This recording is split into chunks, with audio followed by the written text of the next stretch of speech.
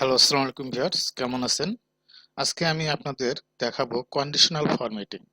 কিভাবে আপনারা conditional formatting এর মাধ্যমে এই যে ব্ল্যাঙ্ক ঘরগুলোকে আপনারা কিভাবে কালার করবেন সেটা আপনাদেরকে দেখাবো। যদি কোনো টেবিলে ব্ল্যাঙ্ক ঘর থাকে, হ্যাঁ, দেন সহজে আপনারা বুঝতে পারবেন যে কোন কোন ঘর আপনার ব্ল্যাঙ্ক আছে। তো আমরা এটি কন্ডিশনাল ফরম্যাটিং এর মাধ্যমে আজকে করে দেখাবো।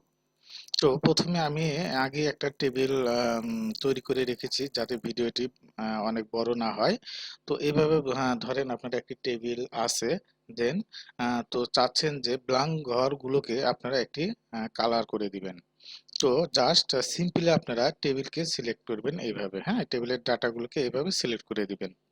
সিলেক্ট করার পরে আপনারা জাস্ট দেখতে পাচ্ছেন এখানে এই যে হোমে ক্লিক করবেন, হ্যাঁ। হোমে ক্লিক করার পরে জাস্ট আপনারা কন্ডিশনাল ফরম্যাটিং এ ক্লিক করবেন। ক্লিক করে এই যে ম্যানেজ রুল দেখতে পাচ্ছেন, হ্যাঁ, এখানে ক্লিক করবেন। ক্লিক করার পরে আপনারা নিউ রুলে ক্লিক করবেন। হ্যাঁ, নিউ রুলে ক্লিক করার পরে আপনারা এই দেখতে পাচ্ছেন এখানে ৬টি অপশন এখানে দেখতে পারবেন। ১, ২, ৩, ৪, ৫, ৬, হ্যাঁ, ৬টি ফরম্যাটের ভিতরে আপনারা এই নেক্সট যে ২য় নাম্বার কলামটি এটি সিলেক্ট করবেন। হ্যাঁ, সিলেক্ট করার পরে জাস্ট এখানে চলে আসবেন। আসার পরে আপনারা এই যে দেখতে পাচ্ছেন ব্ল্যাঙ্ক, হ্যাঁ, ব্ল্যাঙ্কসে ক্লিক করে দিবেন। ক্লিক করার পরে এখন আপনারা কোন কালারটি দিতে চাচ্ছেন যে আপনার খালি ঘরে কোন কালারটি দেখাবে সেটির জন্য আপনারা এখানে ফরম্যাটে ক্লিক করবেন।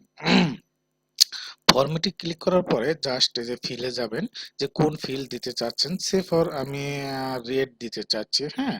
এখান থেকে আপনারা বর্ডারও দিয়ে দিতে পারেন, জাস্ট আপনারা ফন্টের কালারও এখান থেকে আপনারা দিয়ে দিতে পারেন, হ্যাঁ।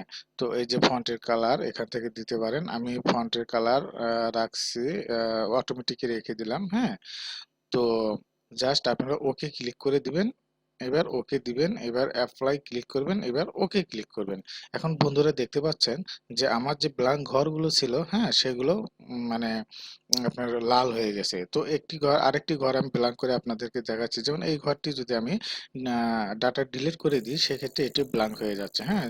আর যদি আগের ঘরে যদি আপনি এটিতে টাইপ করেন কোনো কিছু, দেন এটি কিন্তু ব্ল্যাঙ্ক উঠে যাবে। তো বন্ধুরা আপনারা সহজেই দেখতে পারলেন যে একটি এক্সেলে একটি টেবিল তৈরি করে কিভাবে ব্ল্যাঙ্ক ঘরগুলোকে আপনারা সহজে আইডেন্টিফাই করতে পারেন।